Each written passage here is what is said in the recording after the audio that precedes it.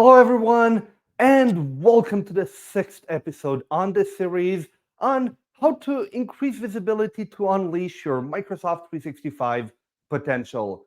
In this episode, we will talk about oversharing in your Microsoft 365 tenant and how you can find oversharing and control it. I'm here today with my good friend Drew Madelung. How are you doing, Drew? Great, Vlad. Good one. Good to talk to you today. Oh, it's so great to get back together to film another episode. Do you want to start with a quick introduction, Drew? Absolutely. So my name is Drew Madelung. I'm a longtime Microsoft MVP and Microsoft consultant, helping organizations deploy and manage Microsoft 365, especially at scale. So I worked with a lot of very large organizations over my career in consulting. And Vlad, who are you? Hello, everyone. My name is Vlad Catrinescu. I'm a Microsoft MVP from Montreal, Canada. Also a Pluralsight author where I create a bunch of training courses. But you know what, Drew? I mentioned that this episode is part of a series. So for all of you, if this is the first episode you're watching, well, first of all, we really hope you enjoy it. But make sure you check out all the other episodes on the Syskit YouTube channel. There are 7 episodes out there built for Microsoft 365 admins in order to help you get the most out of your Microsoft 365 tenant. But let's get back to our episode. What are we going to talk about in this episode? There are 3 main topics that I wanted to cover. First of all, we will talk about SharePoint Online sharing settings, especially as it comes to external sharing. After that, we will talk about SharePoint Premium, which a lot of you might still know as the old name, Microsoft Syntex. And well, actually, as we record this, it's still the old name, Microsoft Syntex SharePoint Advanced Management License in the user interface, but it will become SharePoint Premium in the near future. And finally, we will learn about some other really cool tools that can help us control oversharing in our tenant. Are we ready to get started, Drew? Yeah, I think, well, let's kick this off with what is oversharing, Vlad, right? So we're going to talk about settings, we're going to talk about the config, but let's set the stage with what is oversharing to you? Well, I know sharing is caring, Drew, so I guess when you care too much, you share too much. Is that what it means? That's Uh, good. I think oversharing uh, is sometimes people take the easy road and instead of giving the permissions to the least amount of people and really following that concept of just enough access and just in time access, they simply share stuff with everyone except external users, and then they never review it. Or even if they share it with the right people at that time, they never go back and review permissions regularly. And what happens is that you have users out there that still have rights to things that they do not need for their day-to-day job. And I know, Drew, you're really big on security, and I'm sure you can talk a bit about zero trust. But one of the concepts of zero trust, which is the way that you should think at your all of your digital assets today, is as a user, I should only have permissions to the things that I need for my day job. Today, I should not have access to things that I might need in the future or things like that. Whenever I need them, I'll get access to them. But today, we want to limit my user to only having access to the minimum amount of data I need to do my job. This way, if I ever get compromised, we are still limited into amount of data that is leaked versus if I had access to everything, well, everything is now a potential target for data theft. So this is it for me, Drew. What is oversharing for you? So I like to think of oversharing in 2 big layers there. With the first being, I think you mentioned the big one, zero trust, which is least privilege. But if you think about breaking them up, you have the idea of oversharing from an administrative or privileged account perspective, right? So I have things that the big one that we'll be talking about that you might be thinking about, and if you're following this series, is around preparing for Copilot. Or if you look at some of the things in the news around people that have had too much access into SharePoint, that account gets breached and they're able to go find information that they weren't supposed to because of what they had access to in SharePoint at like a higher access level. That's like across all content. And that could be that, Drew, you have access to too much stuff. You have access to all SharePoint, like as an example. So there's this high level concept of oversharing. But the more specific one is at the granular level of, I see the perfect example is by sharing things with like organizations, or sharing things through emails, or sharing sites. So let's say I have a site, I have I put a bunch of content on it for a project. That site, people start getting added to that site over and over and over for, let's say, years, but that project's been closed for 3 years. Now we have an audit or litigation coming against us, and they say, why do you still have all this content? And why did Billy get access to this information that had potentially financial information for the project, that saw rates that they weren't supposed to see? It leads to this potential visibility of content that you weren't necessarily intended to see. I think a good example of oversharing, what happened was where we see oversharing as a concern, was Delve, right? I'm sure you remember the day Delve came out, how Office Graph began to balloon and start to discover content for you. Whether you're in OneDrive and you go to Discover, Office.com, go to Discover. You went to Delve and you would go in and you would just go click on people's names to see what they were working on. And you would go up to the CEO or the CFO and say what they were doing. If they didn't have their content secured correctly, you could just go navigate and go see what they were working on. So as we've worked bigger, as we moved to the cloud and we're working through in Microsoft 365, the idea of oversharing is I have access to content that I'm not supposed to. Whether that's right, whether it happened from someone changing roles, it's something being stale is normally the case I see. Or the weird one I get is people not understanding the SharePoint sharing settings, so the ones we're going to talk about, and sending org links out in a giant email chain that then, so let's that starts to traverse, and people start clicking on that link and granting themselves access because they just didn't know any better. So oversharing is high level administration, but really we're going to focus in on, why does Vlad have access to that file that has all the payroll information? When we got Copilot and he searched for it, why did he have that? And how can we start to ensure or find ways to detect that or review it after the fact? Drew, it's funny that you mentioned Delve. I was just talking about Delve earlier today, and I always called it the governance plan creator. That's when a lot of companies realized they needed to secure their files and they needed to get serious about everything, is when Delve got turned on. And then everybody realized that, hey, you want to know what's happening in the company? Go to the CEO Delve profile or the CFO Delve profile, and then you'll know, because stuff is probably not well secure. And I also, I need to legitimately do.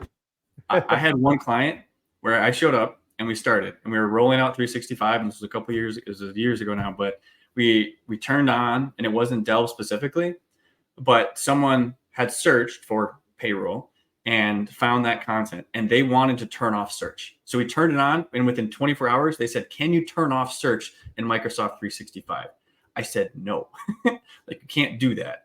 You can't even technically do that. Like that's an issue. You should have figured that out before. So like, whether it's a migration, whether it's enabling, whether you've been there for a long time, like this is not a new concept.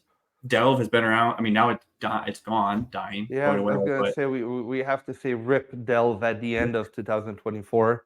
But it's true a governance document creator, and and Copilot's going to be driving that same thing. So I think of all the episodes that we're going through, this one's probably the most timely as far as things to monitor and track in your organization. To like, if we think of unleashing the potential, Copilot unleashes the potential, but you want to do this stuff before you get there.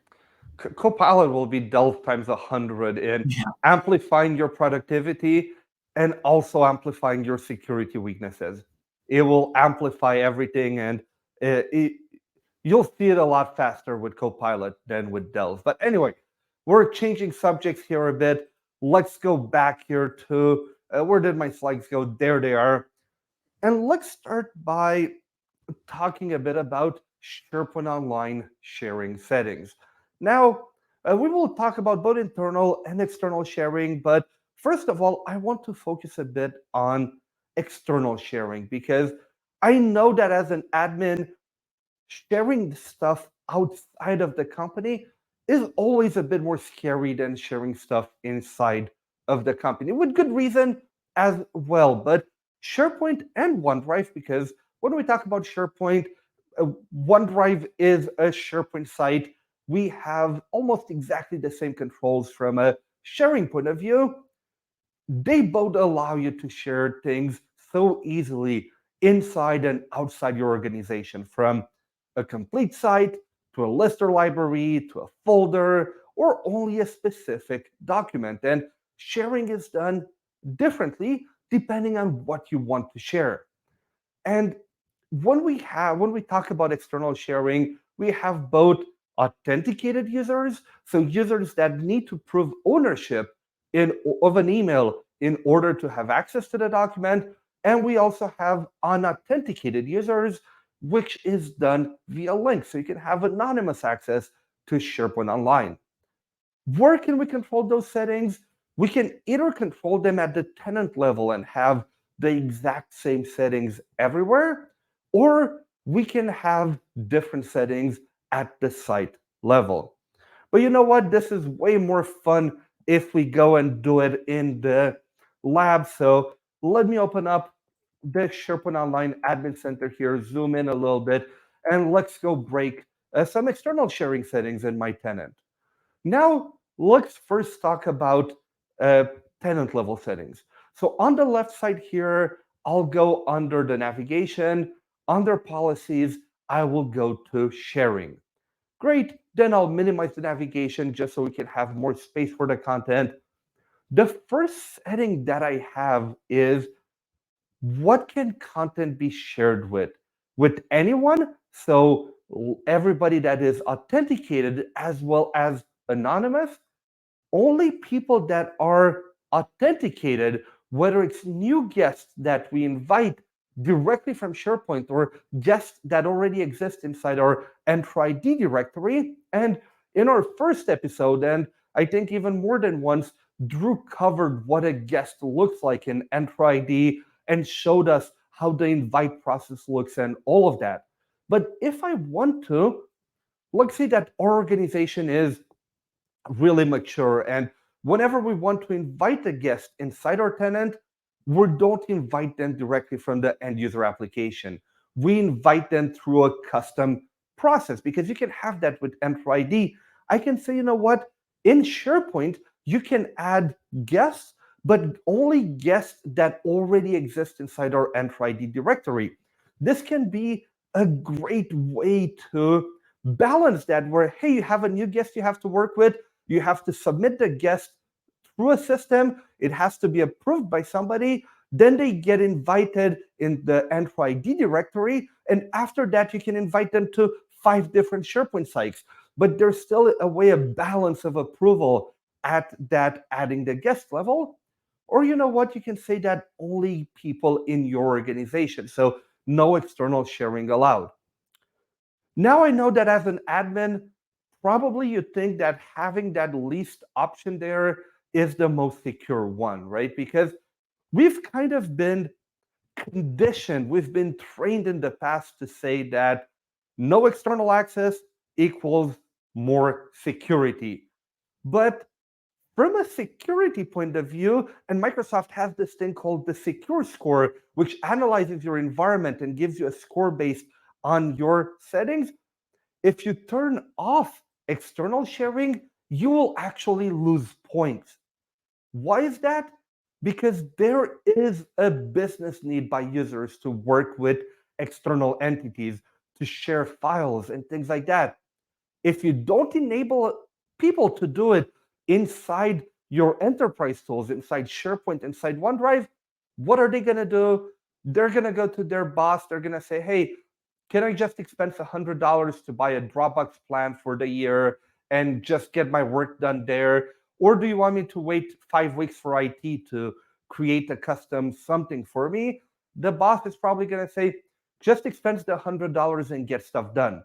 Now you have shadow IT, you have files in systems you have no idea about, rather than enabling your users to do all of this in M365, where you have all your settings around guests, you have audit logging, you have sensitivity labels, and all those things you can do to secure your files, you just lost control. So never set it to only people in your organization.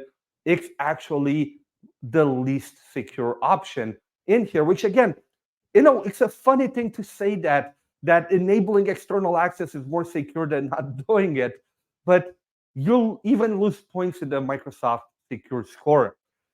Drew, have you seen admins just go to this option just because it's an old reflex from what we've learned before? People will start there. I think the conversation is good for here when you think about oversharing. There's no right answer in your organization. It will take time to figure out what makes sense. So when you think about oversharing externally is a higher risk than oversharing internally, most likely, because when you bring someone in, they're in your directory, as we talked about in prior episodes.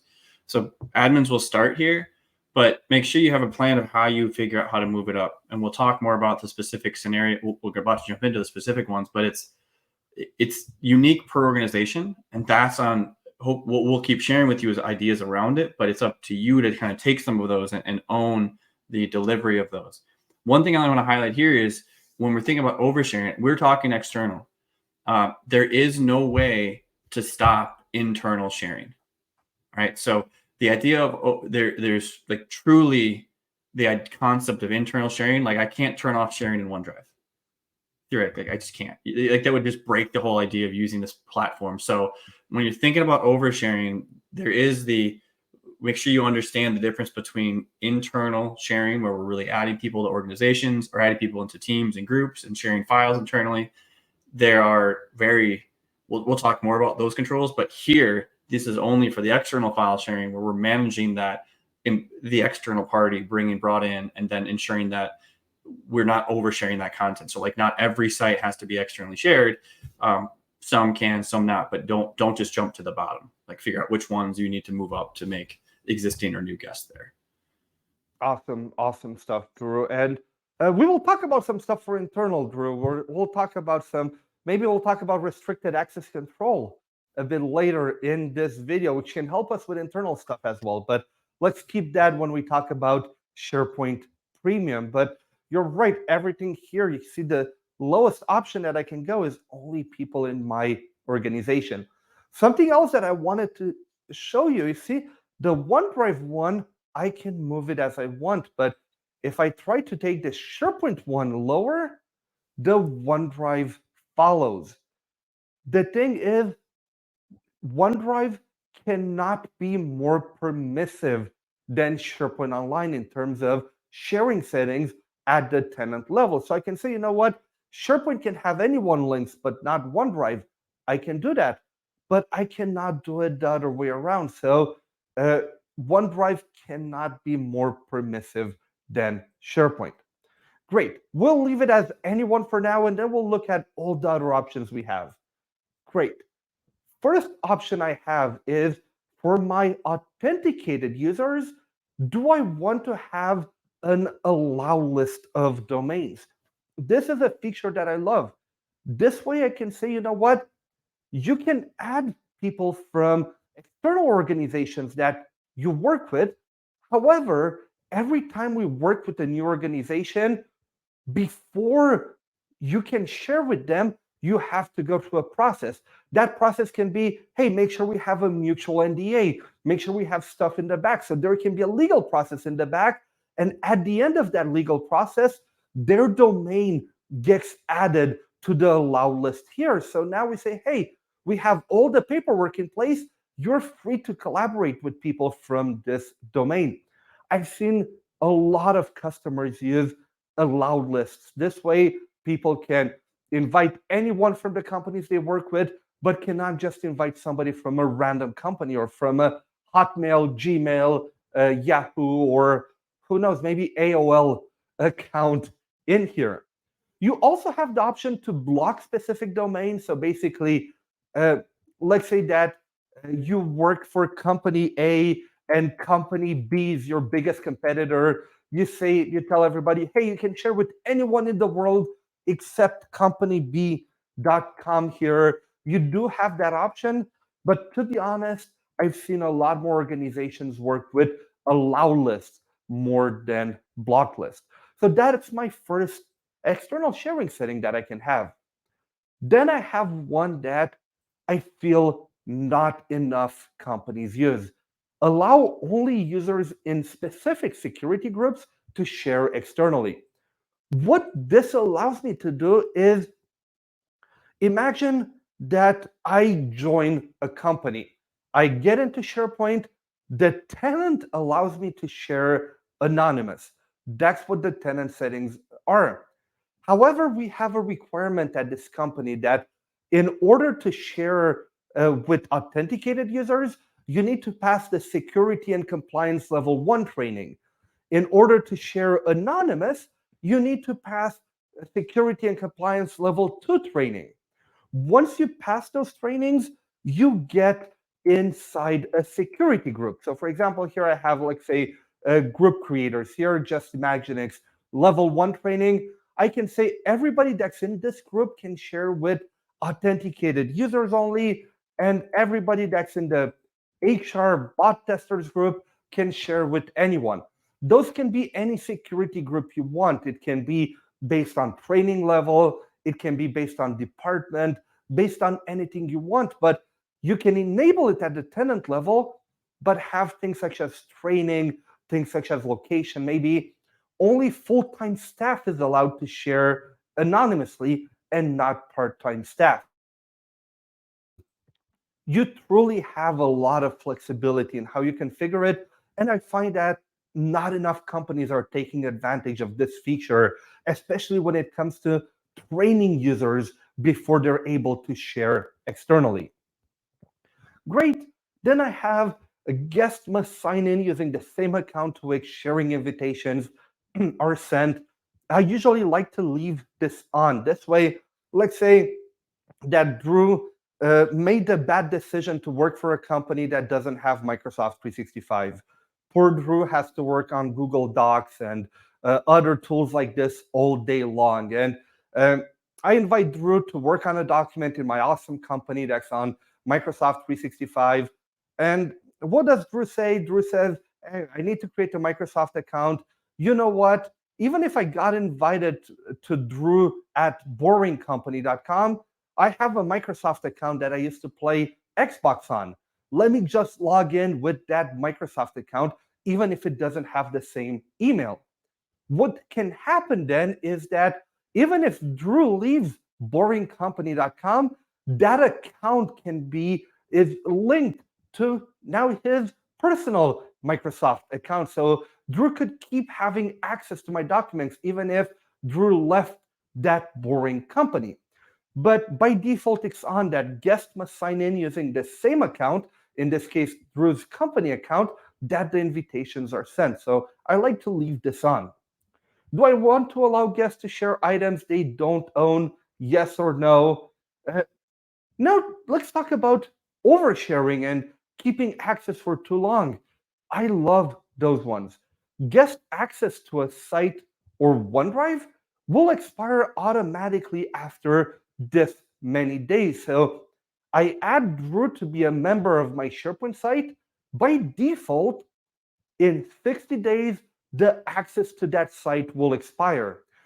14 days before it expires, because I'm a site owner in that site, I'll have a yellow bar at the top saying, hey, some of your guest access will expire in 14 days, in 13 days, in 10 days. I click on the link, I see, hey, Drew's expiring soon. Is Drew still needed on this project? If yes, I click on one button, I renew for another 60 days. If not, I can let it expire, or I can remove the permissions right away. But this is great for oversharing because, especially with external users, I can make sure that their account will not have access to my SharePoint site anymore.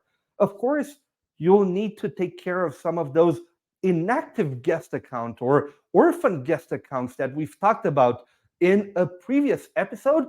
But at least, even if that account is still in our directory, they wouldn't have access to this SharePoint site anymore. Uh, Drew, what do you think about this guest access expiration feature? I think when we're looking at oversharing, it's mandatory that you don't, you really want to have this in place to ensure that if I'm even, it gets to the point of if I shared a file with someone, that it will check and monitor against that because they'll be part of that site. So this is a mandate for managing oversharing. This is what will be the first thing or one of the main ones you have, if not the main one you have from a SharePoint perspective. The other ones will control that we've talked about, control the idea of sharing as a whole. So you govern the different workspaces and people that can do the sharing. That's one way you control oversharing. Once you've shared it, this is the control that we use to control that use to manage after the file's been shared. So there's the two layers right there of who and where and what they can share. And then once it's done, we manage it. So we remove that access. So you don't have to have that scenario where if I've shared a file and it's sitting there for 6 years, it sits there for 6 years. It will go away after this designation of time. Awesome. Uh, Now to keep talking about that oversharing, and Drew, don't go too far. When people share a link, do they always look at all the available settings, or do they just click on copy link and then if it works, they click send? Copy link fun stat. So, but they just click on copy link.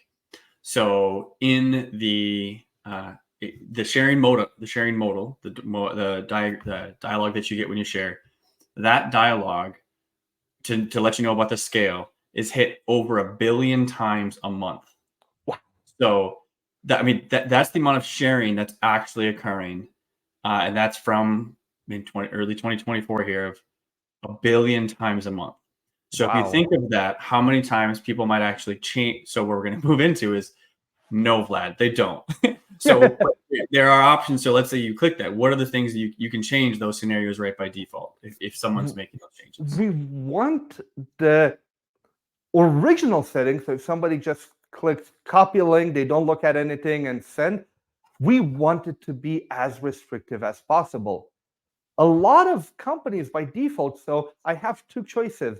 What is the type of link that is selected by default, from the most restrictive being specific people to the least restrictive, which is anyone with the link, and then the permissions. So now if I select those two options, by default, whenever I copy link, I would have a link that is anyone accessible. So everybody could, with that link from outside the company, if they have that link, they could go to that document or to that piece of information and not only view, but edit it. So you probably don't want that as the default experience. What you want as a default experience is to have specific people. And there's even a site level setting that is more restrictive that I like more. I wish we had at the tenant level, but when we talk about site settings, we'll cover that. I personally want people that if they want to give edit permissions, I want them to click on change, select edit. I don't want it to be a default. I want them to make the conscious decision of giving edit permissions. Uh, Drew, what do you usually set it at? Specific people. And if you to know how this works, why that matters in the oversharing sense is if I take a file and I share it with Vlad and I click that copy link action and I type in Vlad and I say copy link. If for anyone watching here that's been in the SharePoint space for a while, what's actually happening on that file is it's breaking inheritance on that file and granting access to Vlad, whoever I shared it to, in this case Vlad, and adding his permission level directly on that file. So the idea of permission inheritance is still exists because SharePoint is still SharePoint behind the scenes, but actually it's following that broken inheritance model. So knowing that, and to minimize oversharing and to keep your data as clean at like least privilege, if you start with specific people, it limits the risk primarily of only org. And the risk of only people in your org is that really, I think of it as the concept of email forwarding. And that's where it came from, is if I click only people in your org, if you do those by default, that's the same permission assumption as email forwarding, which if I sent a file to Vlad and I said only people in my organization, Vlad could send that. It's not granting it to everyone in my org, but Vlad can send it to whoever he wants. I'm giving him the power to do it. And let's say you're in a big email chain, the 50th person in that email chain could come back and click on that first link. So you're as long as I think that's a better option. I'd rather educate my employees on when to use only people, because I use it all the time. Like if I'm sharing decks or Word documents, I will go in, change it only people, because I want it to be shared. There are plenty of circumstances where I want this to be overshared because I don't want to have to grant to specific people. So education on this sharing logic, as you as the administrator watching this, you make sure you have a plan of how you tell people in your org of what only people in your org means, and change and move your default back up to specific to start. That's kind of a really good starting point for ensuring you don't have oversharing on day one. Yeah, I like, again, to set it as restrictive as possible by default. And then if people want to make it less restrictive, more permissive, I want them to go and click the choice. I want them to make the decision to do it and not be by default. Our next setting is expiration and permissions for anonymous links. Especially for anonymous links, we rarely want to create an anonymous link that is accessible forever, because that keeps like a forever open door into that file, to that piece of content. And don't get me wrong, I do anonymous links all the time. Sometimes I just need to send a file to somebody. I don't want them to deal with it. It's not super sensitive. I just want them to have that file. I'll do an anonymous link. Do I want other people to have access to that file?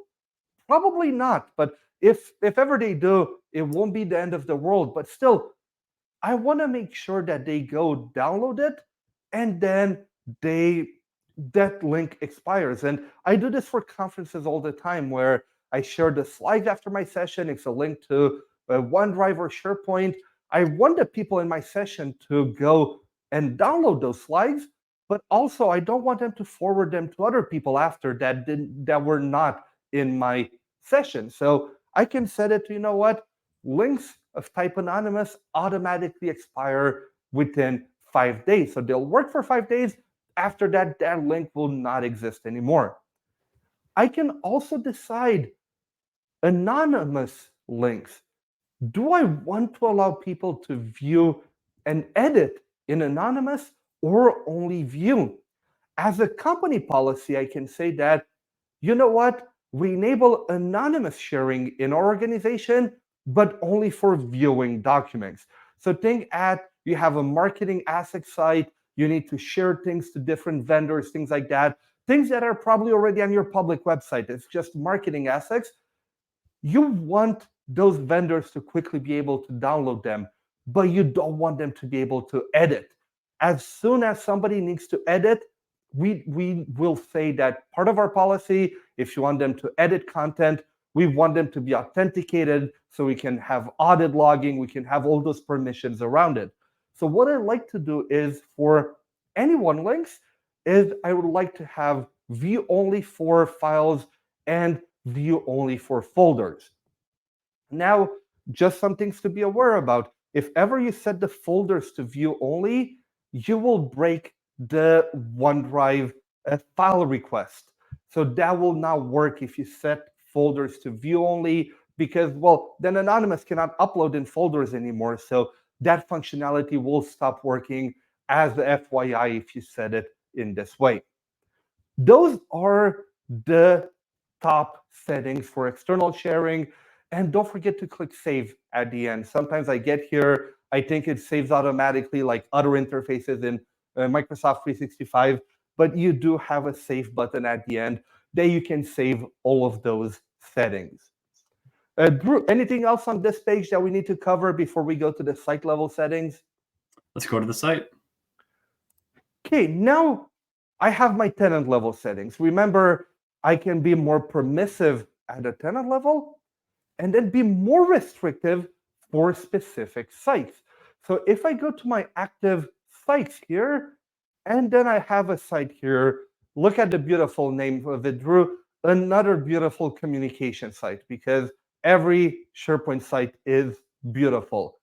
I can go into sharing setting here, and here I can have sharing settings specific for this site. Now, most of the settings that you set at the site level need to be the same or more restrictive than the tenant level settings. So I can say, hey, you know what? For this site, we can share anonymously, or I can say, even if at the tenant level we can share anonymous, in this site we can only share with new and existing guests. After that, I have advanced settings for external sharing for this site only. I can limit sharing by domain with only this specific site. So I can say, you know what? I allowed 3 domains at my tenant level, but this specific SharePoint site will only work for one company. I don't want people to be able to add other clients to this site. This is the site where we collaborate with company.com. So I can restrict it even further. When you configure settings here, when you configure the allowed domains, it can only be a subset of the domains you allow at the tenant level. So here, I cannot put Madelung.com. You see, it says, hey, invalid input. So here you can only have a subset of the site, of the domains at the tenant level. And you can always, if you want, reset it to organization level settings. But again, if you have a domain allow list at the tenant level, you can restrict it even further at the site level, which is something that, to be honest, very good thing to do, especially if you have dedicated sites to collaborate with dedicated vendors or dedicated companies. This way you make sure that, I mean, we'll be honest here, Vlad Catrinescu is not a common name. It's rare that you'll find a Vlad Catrinescu in another company, but Drew Madelung is a name that is a bit more common in North America. So you do have a chance of inviting the wrong Drew Madelung in your site and then breaking client confidentiality by inviting somebody from another company. Do you know any other Drew Madelungs? Have you met any? I know an Andrew. You know an Andrew. So it can be close. You never know what do they have inside their name in M365. And when you're thinking about the domain sharing, the domain allow list, this is important from an oversharing perspective. So when you think about oversharing, it's always about where can we control sharing to minimize it, and then we'll get to reporting on it. But if you, a very common one here is extranet scenarios. So if I'm going to support, I've approved, let's say 5 companies that I'm going to partner with. That does not mean that my entire SharePoint environment needs to have access for all 5 of those companies on every SharePoint site. That oversharing is also the concept of I have sites dedicated to partner 1, to partner 2, to partner 3. And I'm going to minimize the risk that partner 3 can share to partner 2. And by using the site level domain lists, gives us that oversharing control at a per site level. And it's something, again, I highly encourage you to use it. It can take a bit of automation, but especially if you have your provisioning all automated, it's something you can add in that provisioning there, and something that, again, you should. Next, we have the expiration of guest access. This is one of the settings that, if I want to, I can have it more permissive at the site level. Of course, by default, it will be same as organization level, but I can say, hey, you know what? For this specific site here, this project usually lasts 6 to 12 months. It's always the same people. I can make the decision to move away from organization policy. And remember, only admins can change this, not users, to make it longer. Same thing for the default sharing link type. Now remember that at the tenant level setting, we had 3 options. Now we had 4. What I really would wish for is that we had people with existing access as the default option when we configure it at the tenant level. So basically what I'm saying, when I click on copy link, I'm not creating a new link that gives permission to anything. I'm just creating a link to this file with people that already have access to it. And again, this is the option I would set at the tenant level if I had, because this is the most restrictive one. We're not creating a sharing link. We're just sharing a link to a specific resource. Then again, we have the settings for anyone links, so anonymous links. I can make it be after 1 day for this site, or I can make it be 400 days. I can make it more restrictive or more permissive than the tenant level. And again, default link permissions, I can set it between view and edit. They can be both more restrictive or more permissive than the tenant level settings. But those are really all of your settings for external sharing for SharePoint, both at the tenant and at the site level. You should always take a look at them, make sure you update them, make sure you have a nice baseline for the tenant. And the best way to make sure you have it properly set up at the site level is to automate your site creation or to templatize it, where you can have settings in the background automatically applied based on the type of site you are creating. But that brings us into another big topic of provisioning. But automation is key to making sure that all the settings are the right ones, especially when you can do it from the start. Drew, anything that I missed for site level sharing? Yeah, last thing to add on it. So when we're looking at this sharing, all of these configurations are the same, are also supporting the sites that have teams. Okay, so this isn't just your standard SharePoint site. Vlad, if you close that, you'll see, if you look on this site here, you'll see the Teams action here, the Teams icon next to it. So all of the settings that we're talking about, that we're discussing here to support oversharing, think about them as the file services, which is SharePoint, behind the scenes of Microsoft 365. So when I'm changing my sharing settings to protect oversharing by domain, that can be within a team or without a team. It can be in a OneDrive site. It can be in a Viva Engage community that sits behind files in a Viva Engage community. These all support. Think of this as we're building the file and site where the files exist, the rules and controls around those.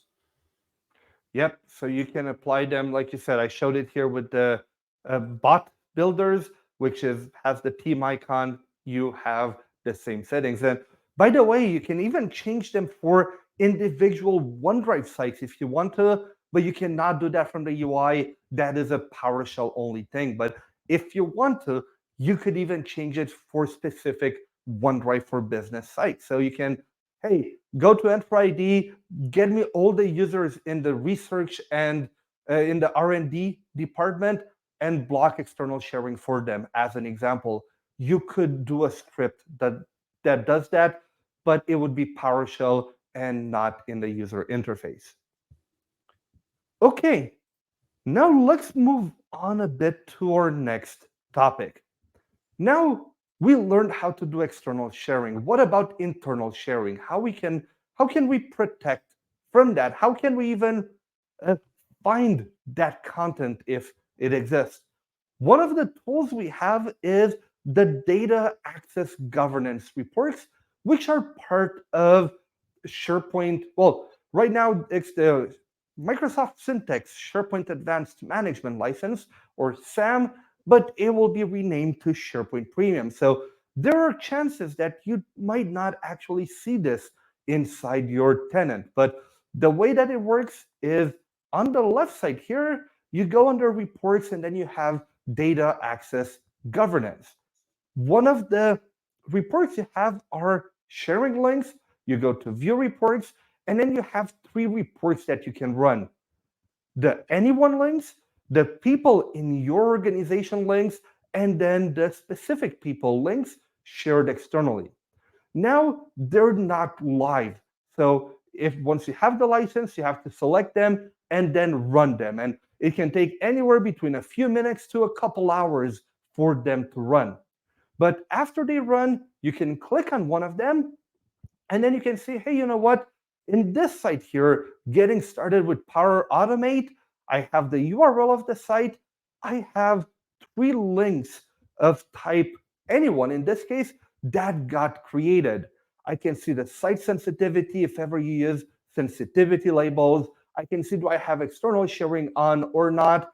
And I can also download a detailed report. So this, of course, anyone, we're talking external again, but I can also do this with people in my organization link. Now, I don't have anything in this report right now, but I can also make sure that I find files or libraries that are overshared, even if only inside the organization. So those are the 3 reports you have with data access governance. Now, other reports that we have, I do not have SharePoint syntax actually active on this tenant. However, one of the settings you have, let me see if I can still see it on one of the sites here. I think my trial expired, so I do not see it anymore. Let me go try again on another beautiful com site to settings, restricted site access. Look at this, Drew. Even if my trial expired, we can still show it, which is pretty awesome. What is restricted site access? Let's say that I have a site about payroll. I have a site about human resources. I want to make sure that nobody outside the HR department can ever access that site, even if a user by accident or intentionally actually goes and invites Drew from the IT department and gives them access to a file. I can configure this site to say only people part of those 10 security groups, so you can add up to 10 security groups, can ever have access to this SharePoint site. If they're not part of the SharePoint, if they're not part of the security group, even if they're given permission by somebody, the restricted site access policy will kick in and say, sorry, Drew, you're not part of the HR team. You cannot access content in this site. Again, users can try all they want to give Drew access. If Drew is not part of the security groups listed here, Drew cannot have access. And once you implement it, if Drew had access before, now you implement it, and Drew is not part of the security groups, Drew will lose access right away. This is an amazing feature to prevent internal oversharing on your most sensitive sites. We'll be honest here, it's almost impossible to have this for all of your collaboration sites because the management of it will be, wow, will be so much work. But for your 10 to 20 most sensitive sites inside your organization, it can be a great idea to implement this to prevent accidental oversharing of information. Drew, you have any clients that are using this today? We've worked with some around it. It's very helpful when we look at some highly sensitive data to ensure that they don't move. One note here, one thing to see is this is very specific to SharePoint and Teams. This does not work well in OneDrive. So if you're thinking about controlling like a OneDrive site collection, you could actually enable it, but it doesn't conceptually doesn't really make sense in that. So make sure that when you're looking at oversharing, this is in your Teams and SharePoint collaboration locations that will utilize the RAC controller, the restricted access control. OneDrive actually has a different one, which this one I think I can see here. Did they hide it from me? They did hide this one, but so the OneDrive access control is very specific to allowing or disabling OneDrive completely, right? So SharePoint Advanced Management doesn't stop sharing. That simply is just saying we're not going to allow people to get into OneDrive at all. So this one, when we're looking at oversharing, the two main things that SharePoint Advanced Management adds as part of the premium world is RAC, so restricted access control, and which is a preventative action, and the DAG reports, the data access governance reports, which are monitoring. So those are the two areas of before and after. Very similar to the sharing we talked about before for sites. For external sharing, you have the layer of I'm allowing external sharing, and then I'm going to expire it. So you have an allow and monitor, and this one you have an allow or a block, basically, and monitor. So Drew, if we make the acronym SOUP, SAM gives you access to DAG and RAC. Yes, that's actually Okay, perfect. that's what I use. When I look at them, I say Sam will give you DAG reports. I know it's kind of funny. Once you get used to it, it's no problem. But I don't imagine somebody being new to your industry and just looking Yeah. at, I mean, I just don't get even know what SAM so you can get DAG and RAC. And people are like, what the hell it's is not going to be Vlad as talking fun about? when it's all premium. I don't know how SharePoint Premium Advanced. I don't know what it'll be. It's just not It'll not be going to be SharePoint fun. Premium, FPP.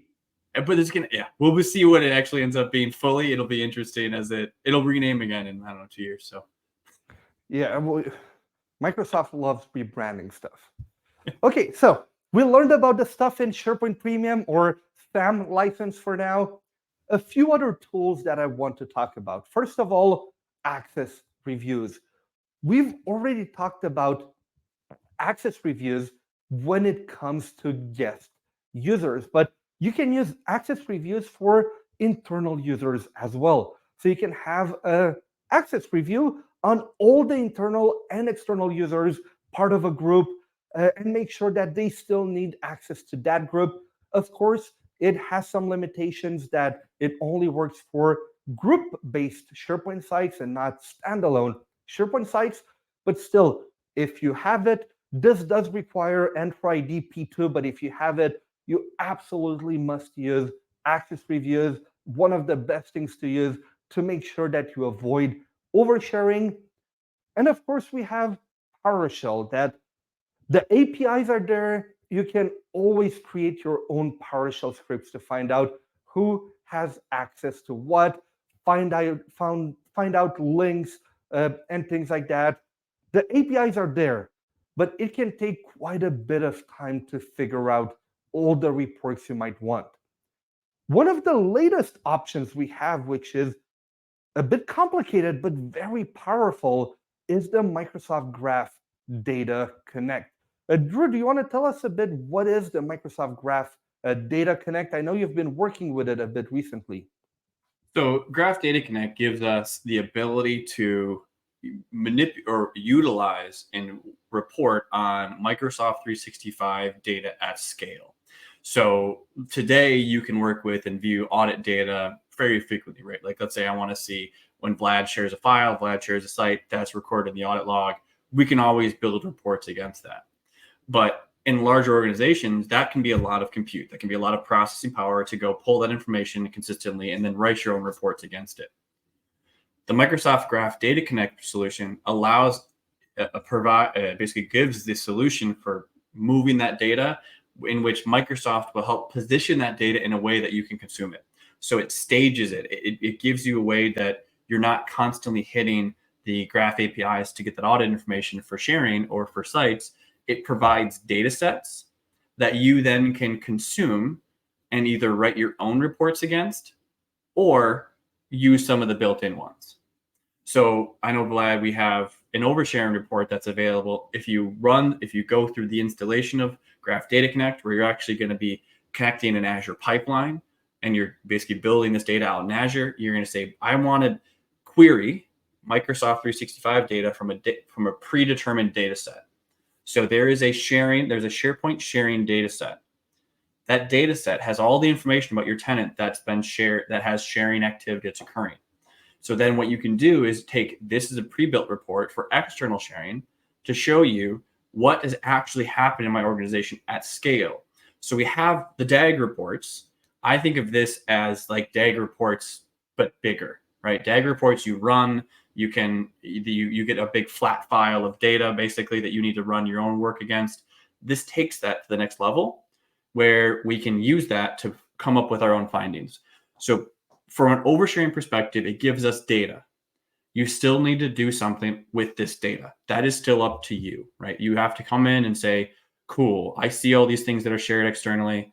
I need to go perform an action. So there is still activity that needs to occur that is not built into Graph Data Connect. That's when you'd be looking at, maybe you say, hey, I need to go run an access review for all of these groups that have had sharing that hasn't been touched in 3 months. That might be our trigger if we don't want to run access reviews for the entire company, maybe target it down to smaller ones. So this is just another tool in the tool set to identify where oversharing is, along with PowerShell, along with the Axe reviews, I think are the number one thing, but that's part of that P2 license. If not, if you don't want to go through any of those, Vlad, we also have third-party tools, right? Yep. And as we're kind of finishing the content for this one, a big shout out to Siskit Point, which is the sponsor that got us together for this amazing series of videos. They have all those reports already built in for you. If you want to check them out, you have a 21-day free trial that you can download at siskit.com. And again, if you don't want to build your own PowerShell scripts, you might not have the SAM license yet, you can just go get Siskit Point. They have all those reports for you to help you discover oversharing inside your tenant. Drew, I think we're almost at the end of the episode and almost at the end of the series. We have one final one left, which will be on SharePoint online storage, how you can manage your storage, how you can manage the different strategies, because there's two ways that you can manage storage inside your tenant. We'll learn about both of them and how you can create some awesome reports. So thank you very much for listening to this video. Ended up being another long one full of useful information. Thank you for making it this far, and I really hope you enjoyed. Thank you.